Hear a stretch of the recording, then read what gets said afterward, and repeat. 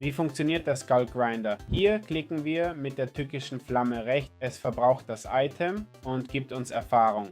Wie viel? Wie ihr gesehen habt, 3 Level. Ist das nützlich? Lohnt sich das wirklich? Ist es die Mühe wert?